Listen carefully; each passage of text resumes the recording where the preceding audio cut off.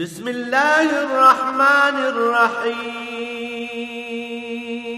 الرحمن علم القرآن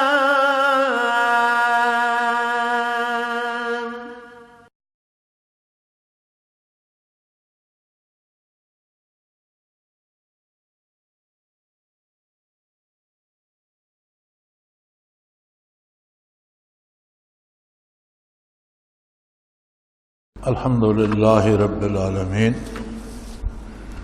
والصلاة والسلام علی حبیبہ محمد وآلہ وصحبہ اجمعین۔ اعوذ باللہ من الشیطان الرجیم، بسم اللہ الرحمن الرحیم۔ قل یا اہل الکتاب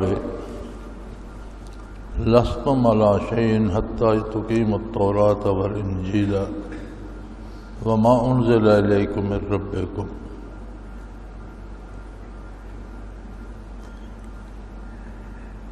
وَلَيَزِيدَنَّ كَثِيرًا مَا أُنزِلَ إِلَيْكَ مِن رَّبِّكَ طُغْيَانًا وَكُفْرًا فَلَا تَأْسَ عَلَى الْقَوْمِ الْكَافِرِينَ۔ إِنَّ الَّذِينَ آمَنُوا وَالَّذِينَ هَادُوا وَالصَّابِئُونَ وَالنَّصَارَى مَنْ آمَنَ بِاللَّهِ وَالْيَوْمِ الْآخِرِ وَعَمِلَ صَالِحًا فَلَا خَوْفٌ عَلَيْهِمْ وَلَا هُمْ يَحْزَنُونَ۔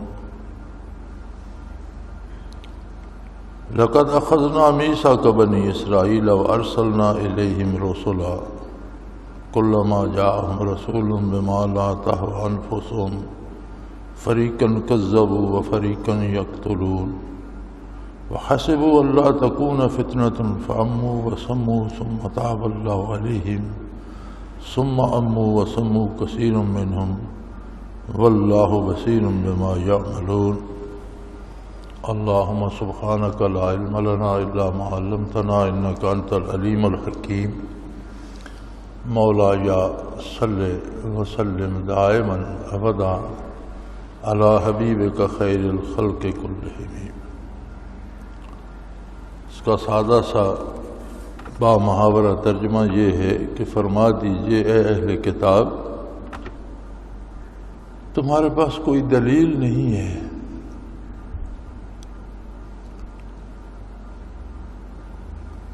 تمہاری دلیل ایک ہی ہے کہ تم اللہ کی کتاب پر عمل کرو۔ حتیٰ تقیموا التوراۃ والانجیل وما انزل الیکم من ربکم۔ تمہارے پاس جو تورات اور انجیل اللہ کی کتابیں ہیں یا جو اللہ کی طرف سے تم پر نازل ہوا ہے، اس پر قائم ہو جاؤ، اس پر عمل کرو۔ اور اگر تمہاری بات اس کتاب کے خلاف ہے جو تم پر نازل ہوئی تو پھر تمہارے پاس کون سی دلیل ہے؟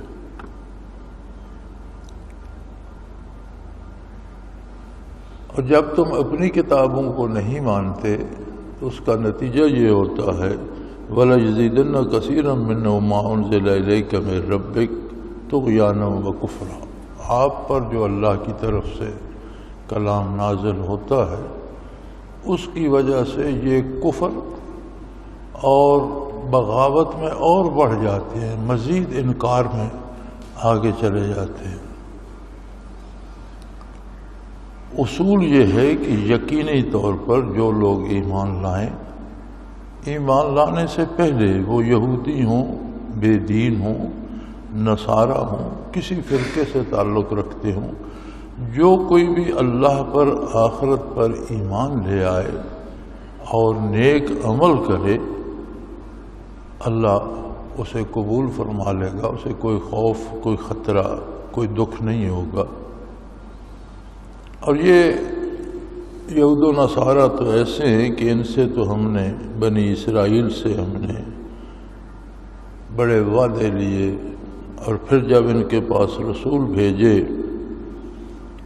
تو یہ اپنی خواہشات نفس پہ اس طرح جمے ہوئے تھے کہ جب رسولوں کی تعلیم انہوں نے اپنی خواہشات کے خلاف دیکھی، کچھ کی تکذیب کی اور کچھ رسولوں کو تو انہوں نے شہید ہی کر دیا۔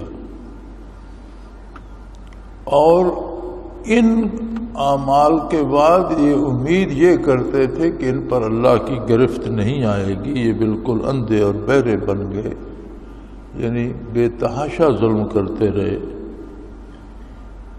اللہ کریم نے پھر بھی ان کے ساتھ رعایت فرمائی، لیکن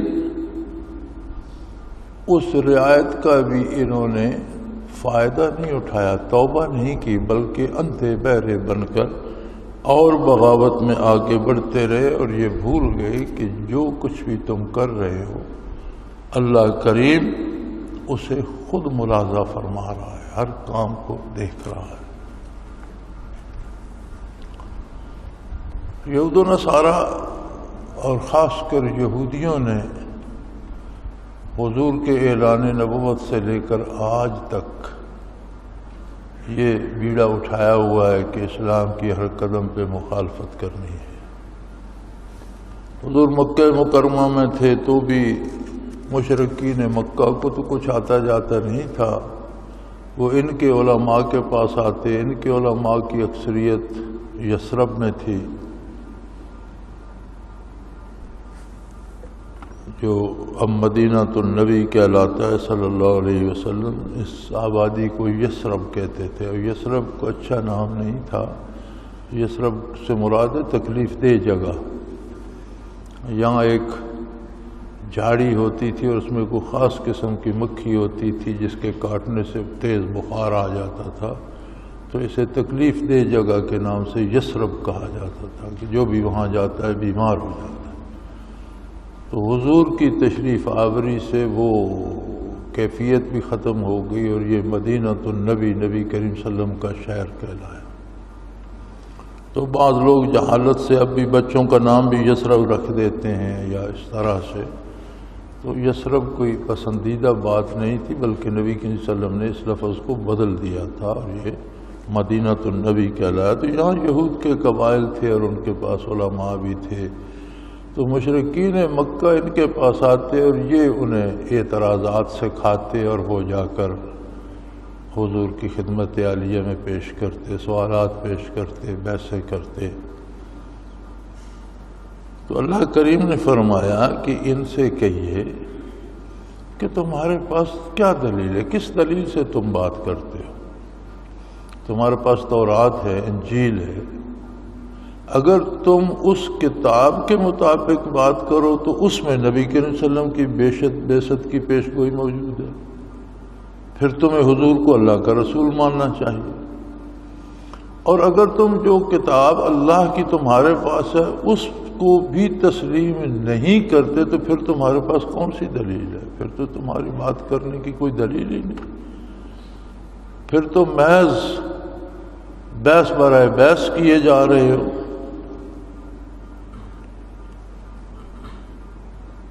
اور جب یہ اپنی کتابوں کو نہیں مانتے اور ایمان نہیں لاتے تو اللہ کا نبی اور جو کچھ نبی پہ نازل ہوتا ہے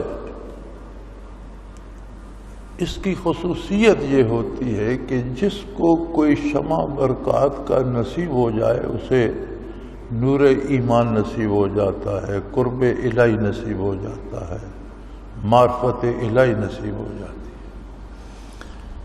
لیکن جب کوئی جان بوجھ کر ضد کر کے انکار کرتا ہے وہ انکار اسے گمراہی اور بغاوت میں اور بڑھا دیتا ہے، وہ اور بڑا مجرم بن جاتا ہے۔ تو فرمایا ان کی بدنصیبی دیکھیے، وَمَا أُنزِلَ إِلَيْكُم مِّن رَّبِّكُم، جو کچھ آپ پر آپ کے پروردگار کی طرف سے نازل ہو رہا ہے یہ بہت بڑی نعمت ہے، بہت بڑا انعام ہے، کفر کی ظلمت سے نکال کر نور ہدایت میں لانے کا سبب ہے، اللہ کی دوری سے لا کر اللہ کا قرب نصیب کرنے والی بات ہے۔ لیکن یہ ایسے بد نصیب ہیں کہ یہ کلام الہی ان کی گمراہی کا سبب بن رہا ہے، اس کا یہ ضد میں آ کر انکار کیے جا رہے ہیں اور وہ انکار مزید بد نصیبی اور بدبختی کا سبب بنتا جا رہا ہے۔ کلام جو ہدایت کے لیے نازل ہوا تھا اس سے ان میں گمراہی بڑھ رہی ہے. کیسی عجیب بات ہے. فلا تأس علی القوم الکافرین. اور آپ ایسے لوگوں کا جو کلام الہی کا، آپ کی نبوت کا، سچ کا، حقائق کا انکار کریں، ان پر افسوس نہ کیا کیجیے. حضور چونکہ صلی اللہ علیہ وسلم تو رحمت للعالمین تھے، سارے جہانوں کے لیے باعث رحمت تھے. آپ کے قلب اثر میں تو سب کے لیے محبت کا سمندر موجزن تھا. اور حضور صلی اللہ علیہ وسلم کو تو ان کفار کے کفر کا بھی رنج ہوتا تھا کہ میری بعثت کے بعد یہ ایسے بد نصیب ہیں کہ یہ جہنم میں جائیں گے، اللہ کے عذاب سے گرفتار تھا. اللہ نے فرمایا کہ جو لوگ اس کتاب ہدایت کے نزول کے بعد پھر گمراہی میں پڑتے ہیں اور گمراہی اختیار کرتے ہیں اور اس کا انکار کرتے ہیں، ایسے لوگوں کا آپ دکھ محسوس نہ کیجیے، یہ ان کا اپنا انتخاب ہے. ہاں، اللہ نے فرمایا یہ میرا وعدہ ہے، یہ پکی بات ہے، یہ یقینی بات ہے کہ قرآن کریم کو جاننے سے پہلے، نزول قرآن سے پہلے، آپ کی بعثت سے پہلے یا آپ پر ایمان لانے سے پہلے کوئی کچھ بھی ہو، وہ یہودی رہا ہو، وہ بے دین رہا ہو، صابی کہتے ہیں جن کا کوئی دین نہ ہو، وہ نصارہ یا نصارہ رہا ہو، کسی دین میں رہا یا بے دین رہا، جو کوئی بھی اللہ پر ایمان لے آئے. اب اللہ پر ایمان ایک بڑی سادہ سی بات ہے. کوئی کہتا ہے میں اللہ پر ایمان لاتا ہوں، کیا دلیل ہے تمہارے پاس کہ اللہ واحد لا شریک ہے؟ کیا دلیل ہے تمہارے پاس کہ یہ کتاب اللہ کی کتاب ہے؟ کیا دلیل ہے تمہارے پاس کہ فرشتوں کا وجود ہے؟ کیا دلیل ہے تمہارے پاس کہ آخرت ہوگی، موت کے بعد زندگی ہے، حساب کتاب ہے؟ کیا دلیل ہے؟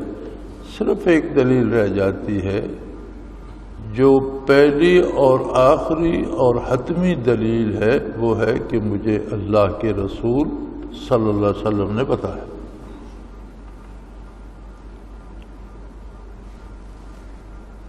یہ اتنا آسان جواب کہ اللہ واحد لا شریک ہے، یہ حضور کی بعثت کے وقت تو کسی فلسفی، کسی مورخ، کسی ادیب، کسی شاعر، کسی دانشور نے یہ آسان سا جواب لوگوں کو کیوں نہیں بتایا؟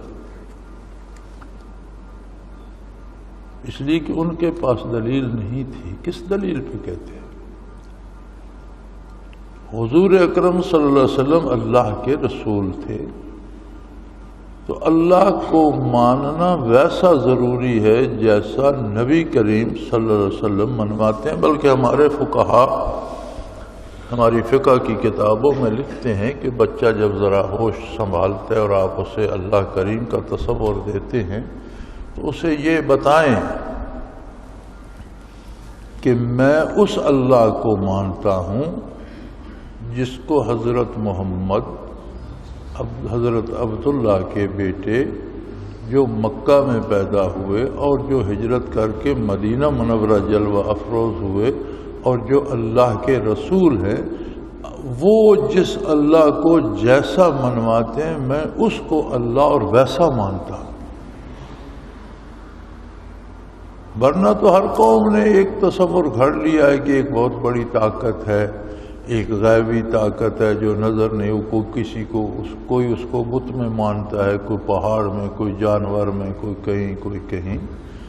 اللہ کو ماننے کا مطلب یہ ہے کہ ویسا مانا جائے جیسا ماننے کا حکم اللہ کے رسول صلی اللہ علیہ وسلم نے دیا ہے. کہ اس کے ساتھ پھر رسول پر ایمان لانا ضروری ہو گیا. اگر کوئی رسول کو نہیں مانتا تو اللہ کا بھی انکار کر رہا ہے، اس کے پاس کوئی دلیل نہیں ہے کہ وہ اللہ کو مانے. اور پھر آخرت پر ایمان لائے اور یہ اللہ پر ایمان اور آخرت پر ایمان کی گواہی اس کے اعمال دیں. علماء حق فرماتے ہیں کہ ایمان لانا، مسلمان ہونا ایک دعویٰ ہے، ہمارا دعویٰ ہے مسلمان ہے، اس کی دلیل کیا ہے؟ دعویٰ ثابت ہوتا ہے شہادتوں سے، اگر شہادتیں کمزور ہوں تو دعویٰ تسلیم نہیں کیا جاتا، خارج ہو جاتا ہے۔ وہ فرماتے ہیں بندے کا کردار اور اس کے اعمال اس کے مسلمان ہونے کے گواہ ہیں۔ اگر اس کے اعمال وہ ہیں جن کا حکم اسلام دیتا ہے تو اس کا ایمان کا دعویٰ سچا ہے، اور اگر اس کے اعمال وہ نہیں تو پھر وہ محض دعویٰ کر رہا ہے، اس کے پاس دلیل کوئی نہیں۔ اس لیے جہاں بھی قرآن حکیم میں ایمان کا ذکر آتا ہے وہ عمل الصالحات، آمنوا وعملوا الصالحات آتا ہے، تو فرمایا یہ پکی بات ہے میرے حبیب، آپ رحمت للعالمین ہیں، آپ کو دشمنوں کا بھی دکھ لگتا ہے کہ یہ جہنم میں کیوں جائیں گے، لیکن میں آپ کو یقین دلاتا ہوں کہ کوئی کیسا بھی ہو، جب وہ آپ پر آپ کے بتائے ہوئے طریقے سے میری ذات پر ایمان لے آئے گا، آخرت کو مان لے گا اور اس کا کردار سدھر جائے گا، عمل صالحہ۔ یہ بڑی عجیب بات ہے، اگر عمل صالح کی تعیین افراد پہ چھوڑ دی جائے تو کوئی شخص بھی یہ نہیں کہتا کہ میں نے غلط کیا ہے، حتیٰ کہ چوروں اور ڈاکوؤں کے پاس بھی دلیل ہوتی ہے کہ میری یہ مجبوری تھی اس لیے میں نے یہ کیا۔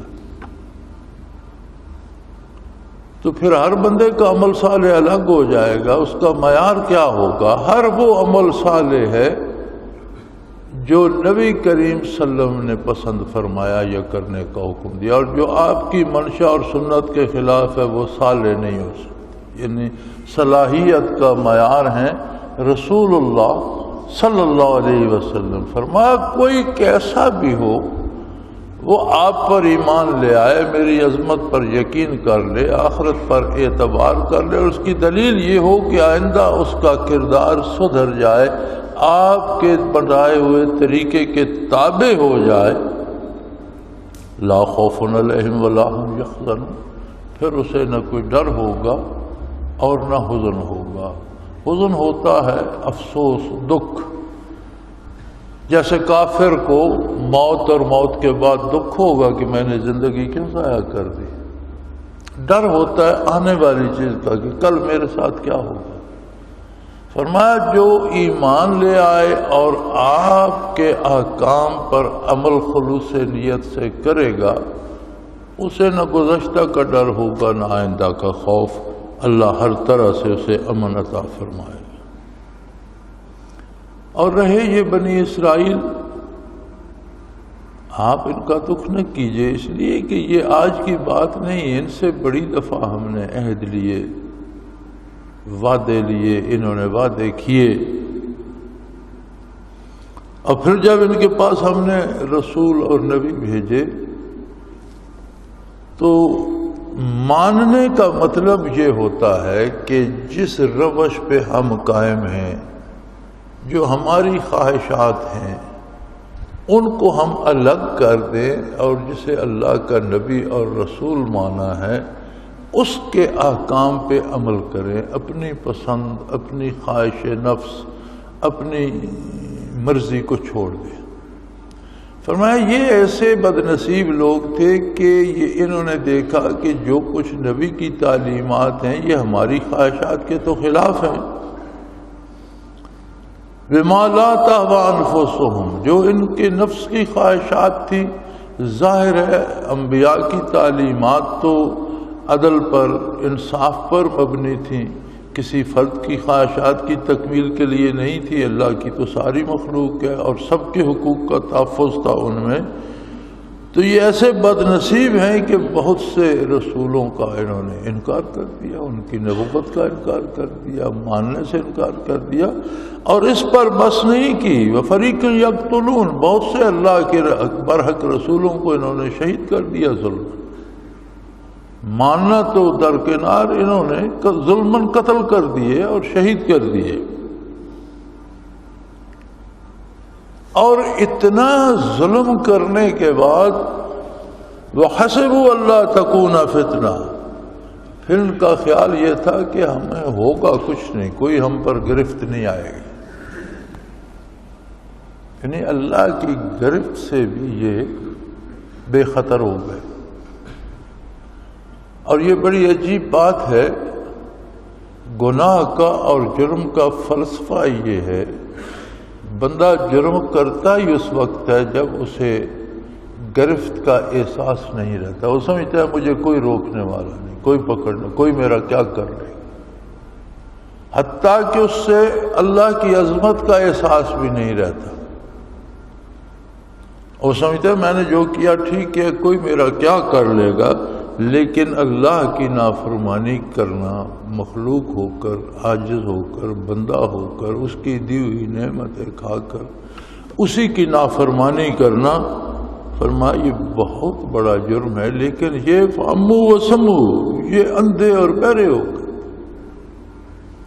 انہیں یہ احساس ہی نہ رہا، یہ نہیں کہ اب ان کے کان بند ہو گئے تھے یا آنکھیں بند ہو گئی تھیں، وہ دل زندہ یا دل میں جو احساس ہوتا ہے وہ ختم ہو گیا، ان کے دل بے حس ہو گئے اور بے خطر گناہ کیے جا رہے تھے، حتیٰ کہ انبیاء علیہ السلام کو شہید کرنے اور قتل کرنے سے بھی باز نہ آئے۔ ثم تاب اللہ علیہم، اللہ ایسا کریم ہے کہ اس نے پھر بھی ان کو مہلت دی، ان کی روزی بند نہیں کی، ان کی سانسیں نہیں روکی، ان پر روشنی، ان پر ہوا، ان پر ضروریات زندگی، رزق، پانی، ہر چیز، ہر نعمت انہیں عطا کرتا رہا۔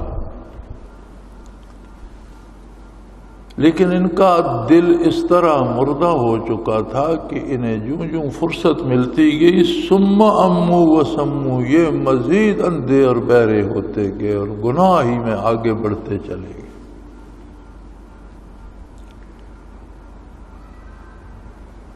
کثیرم منہم، ان کی اکثریت جو تھی اس کا رویہ یہ تھا۔ واللہ بصیر بما یعملون، اور حق یہ ہے کہ کوئی بندہ جو عمل بھی کرتا ہے، وہ روز روشن میں کرے یا رات کی تاریکی میں چھپ کر کرے، وہ کسی تاریک کمرے میں کرے یا سر میدان کرے، جو عمل بھی کوئی بھی کرتا ہے اللہ کریم اسے دیکھ رہا ہے، وہ اللہ سے نہیں چھپ سکتا۔ اور اس پر انہوں نے بس نہیں کی، یہ کفر میں یہاں تک بڑھے کہ اللہ کریم نے جو رسول اور نبی ان کی طرف بھیجا تھا، قالوا ان اللہ والمسیح ابن مریم، انہوں نے کہا کہ مسیح حضرت عیسیٰ علیہ السلام جو حضرت مریم کے بیٹے تھے، یہ اللہ کے بیٹے ہیں، یعنی بجائے اس کے کہ توحید باری کو تسلیم کرتے، اپنے جرائم سے، گناہوں سے باز آتے، اور جس نبی نے انہیں تعلیم یہ دی تھی وقال المسیح یا بنی اسرائیل اعبدوا اللہ ربی وربکم انہ من یشرک باللہ فقد حرم اللہ علیہ الجنہ ومأواہ النار وما للظالمین من انصار۔ عیسیٰ علیہ السلام کی تعلیمات یہ تھیں کہ اے بنی اسرائیل، اللہ کی عبادت کرو، جو میرا بھی رب ہے تمہارا بھی رب ہے، میرا پیدا کرنے والا، پالنے والا، مجھے ساری نعمتیں دینے والا بھی اللہ ہے، اور تم سب کو بھی پیدا کرنے والا، ساری نعمتیں دینے والا اللہ ہی ہے، اس کی عبادت کرو۔ اور یہ یقینی بات ہے کہ جو اللہ کے ساتھ کسی کو شریک کرے گا، اللہ نے اس پر جنت حرام کر دی ہے، جنت روک دی ہے، وہ جنت میں نہیں جائے گا۔ وَمَأْوَاهُ النَّارُ، اور اس کا انجام جہنم ہوگا، وہ جہنم کی آگ میں جلے گا۔ اور یہ بھی یاد رکھو مَا لِلظَّالِمِينَ مِنْ أَنصَارٍ، جو ظلم کریں گے، شرک کریں گے، کفر کریں گے، اللہ کی عدالت میں کوئی ان کا مددگار نہیں ہوگا، کوئی انہیں جہنم سے بچا نہیں سکے گا، کوئی انہیں اللہ کی بارگاہ اللہ کے غضب سے بچا نہیں سکے۔ اس سب کے باوجود فرمایا یہ ایسے ظالم ہیں کہ انہوں نے اسی اللہ کے نبی اور اللہ کے رسول عیسیٰ علیہ السلام کو جو اللہ کی عظمت کی طرف دعوت دے رہے تھے کہا یہ اللہ کا بیٹا ہے اور یہی ہمارا رب۔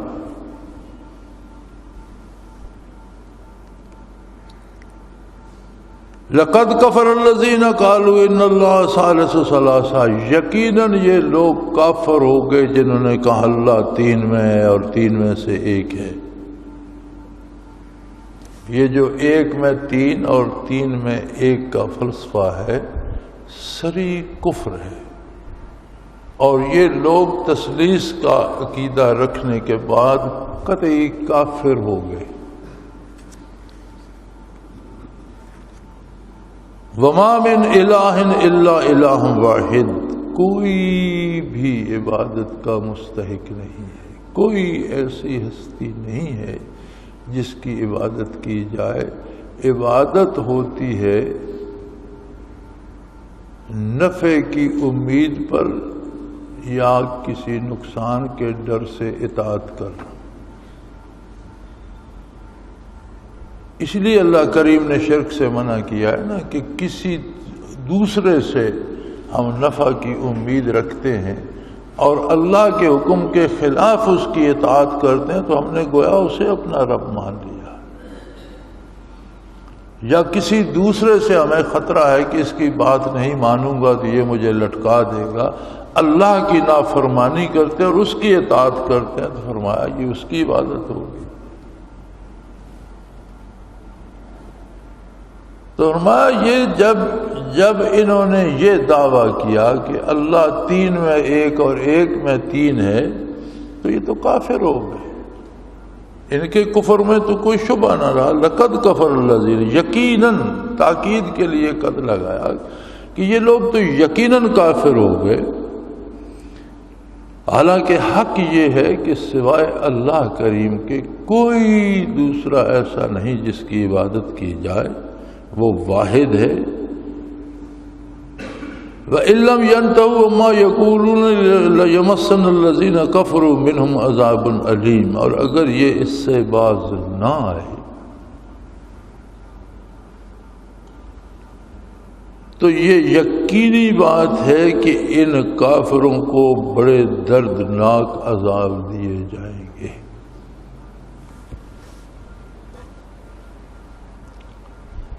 اور اللہ کے عذاب جو اعمال پہ واقع ہوتے ہیں آخرت میں تو ہوں گے ہی، قیامت کے بعد تو ہوں گے ہی، برزخ میں تو ہیں۔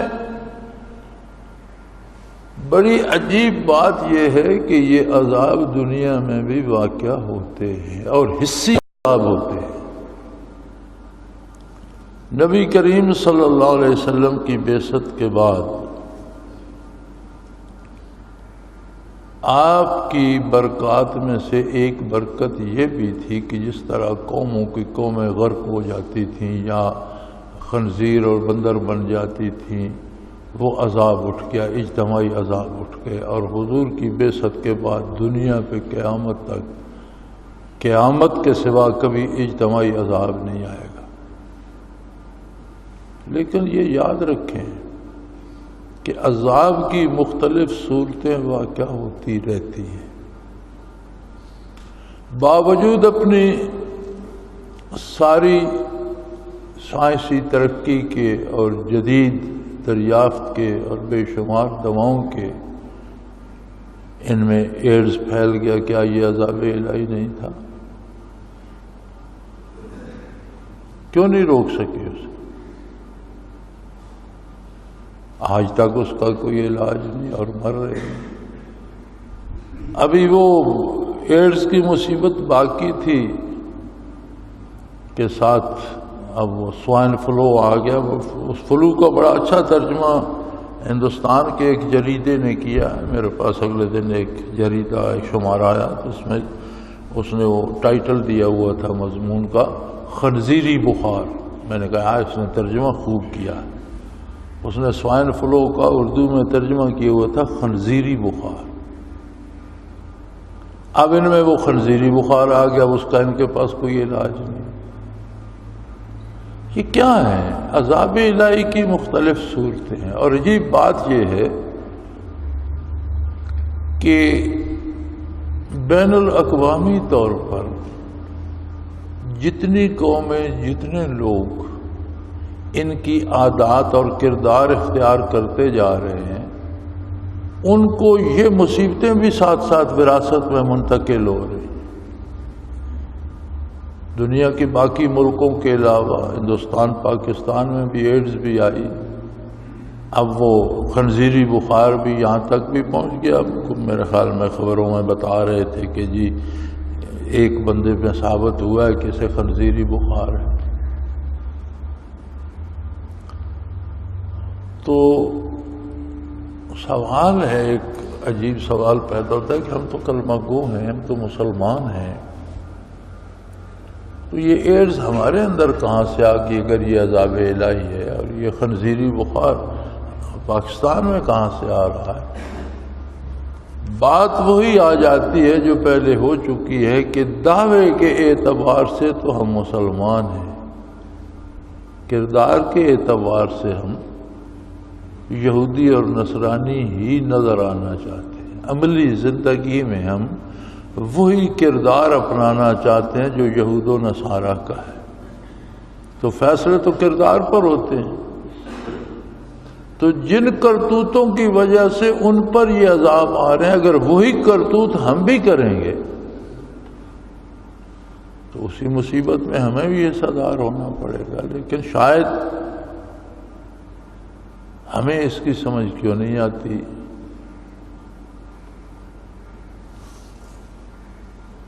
بنیادی وجہ قرآن کریم نے جو بتائی ہے، جو گزر چکی ہے، آمن باللہ والیوم الآخر، بھئی جب اللہ پر ایمان کی بات ہو گئی، ایمان باللہ میں ایمان بالرسالت بھی داخل ہے، ایمان بالآخرت بھی داخل ہے، یعنی جب ایمان باللہ کی بات ہوتی ہے تو ساری ضروریات دین اس میں آ جاتی ہیں کہ اللہ کو جس نے مانا، اس نے فرشتوں کے وجود کو مانا، اس نے برزخ کو، آخرت کو، جنت دوزخ کو مانا، اس نے رسالت و نبوت کو مانا، اللہ کی کتاب کو مانا، انہیں کہتے ہیں ضروریات دین۔ ان میں سے کسی ایک کا انکار سارے کے انکار کے برابر ہے۔ تو پھر یہ خاص طور پر آخرت اس میں آ گئی اجمالی طور پر، اس لیے کہ فرمایا لوگ کلمہ تو پڑھ لیتے ہیں لیکن آخرت کا یقین نہیں کرتے۔ اگر آخرت کا یقین کر لے تو کردار سدھر جاتا ہے۔ کیوں ہمارا کردار نہیں سدھرتا؟ ہم کیوں حرام کھاتے ہیں؟ ہم کیوں جھوٹ بولتے ہیں؟ ہم کیوں دوسروں کی حق تلفی کرتے ہیں؟ ہم کیوں ذخیرہ اندوزی کر کے اللہ کے بندوں کو افلاس میں مبتلا کرتے ہیں؟ ہم کیوں غریبوں بے کسوں کا تماشا دیکھتے ہیں؟ ہمارے ہاں دنیا سے زیادہ غلہ ہوا اور لوگ جو ہیں وہ سڑکوں پہ ڈنڈے کھا رہے، کیوں ایسا ہوتا ہے؟ کیوں ہم اجارہ داری بنا کر لوگوں سے مال چھینتے ہیں اور ان کی عزت نفس کو بھی کچلتے ہیں اور ان کو تماشا کیوں بناتے ہیں؟ کیا ہمیں یہ یقین ہے کہ اس کردار کا محاسبہ ہوگا اور اس پر سزا ملے گی؟ یہیں ہم مار کھا جاتے ہیں۔ فرمایا ہم نے سمجھ لیا ہے کہ ہم نے کہہ دیا ہم مسلمان ہیں تو ہم موج کرتے رہیں، جو جی چاہے کریں۔ یہ ہمارے جتنے بڑے بڑے لوگ ہیں اور تاجر پیشہ جتنے بھی لوگ ہیں تجارت سے منسلک ہیں، ان میں سے تو شاید ہی کوئی حاجی نہ ہو، اکثر ہر سال حج پہ عمرے پہ جاتے ہیں۔ حج اور عمرہ تو کراتے ہیں، اپنے کاروبار میں وہ روش کیوں نہیں لاتے جو نبی کریم صلی اللہ علیہ وسلم نے بتائی، جس کا حکم اللہ کا دین دیتا ہے؟ وہاں ذخیرہ اندوزی کیوں کرتے ہیں؟ لوگوں کو مصیبت میں کیوں ڈالتے ہیں؟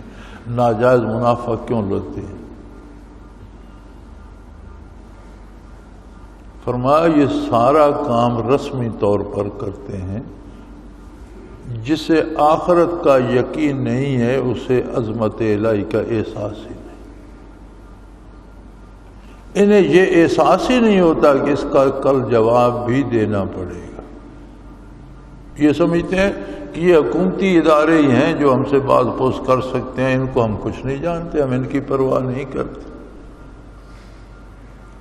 ہائی کورٹ ہے، سپریم کورٹ ہے، وہ حکم دے رہے ہیں، کوئی پوچھتا نہیں، کوئی مانتا نہیں۔ عدالتیں حکم ہی دے سکتی ہیں، اس پر عمل درآمد تو نہیں کرا سکتی۔ عدالت کے پاس کون سی فورس ہے کہ وہ عمل درآمد کرے؟ عمل درآمد تو حکمرانوں نے کرانا ہے۔ حکمرانوں میں وہی لوگ شامل ہیں جو ذخیرہ اندوزی کر رہے ہیں، تو کون پوچھے گا؟ لیکن یہی عدالتیں یا یہی دنیا نہیں ہے، اس سارے کردار کا محاسبہ ہونے والا ہے، آنے والا ہے ایک دن، اور ہم سب کو اس عدالت میں پیش ہونا ہے جو فیصلہ کرے گی اس پر عمل درآمد بھی کرائے گی۔ وہ ان پاور ہے، اس کے پاس طاقت ہے، اور جو چاہے کر سکتا ہے۔ اس لیے عمل الصالحات کی قید لگائی ایمان کے ساتھ کہ نرا دعویٰ ایمان کا اور صرف کلمہ پڑھ لینا یہ بات یہاں ختم نہیں ہوتی، اس کا جو کردار ہے عملی زندگی میں وہ یہ شہادت دے کہ یہ شخص مسلمان ہے۔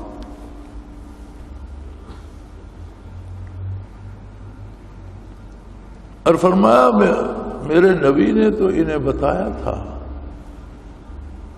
عیسیٰ علیہ السلام نے تو یہ بنی اسرائیل کو، یہود و نصارہ کو مخاطب کرتے ہوئے کہا تھا کہ صرف اللہ کی عبادت کرو، جو میرا بھی رب ہے تمہارا بھی رب ہے، اور یاد رکھو جو اللہ کے ساتھ شرک کرے گا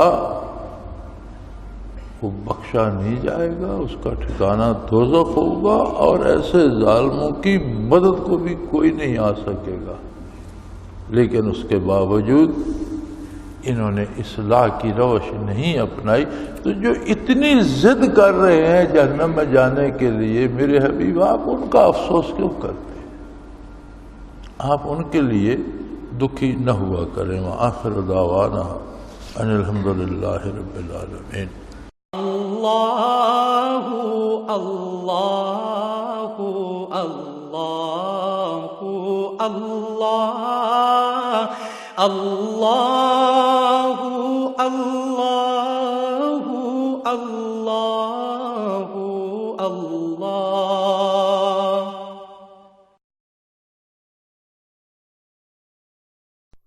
حضرت امیر محمد اکرم آوان مد ظلہ العالی دارالعرفان منارہ ضلع چکوال میں سالہ سال سے قرآن و حدیث کے اوپر خطابات کر رہے ہیں اور سلسلہ نقشبندیہ اویسیہ کے مطابق لوگوں کو ذکر الہی کی تربیت دے رہے ہیں۔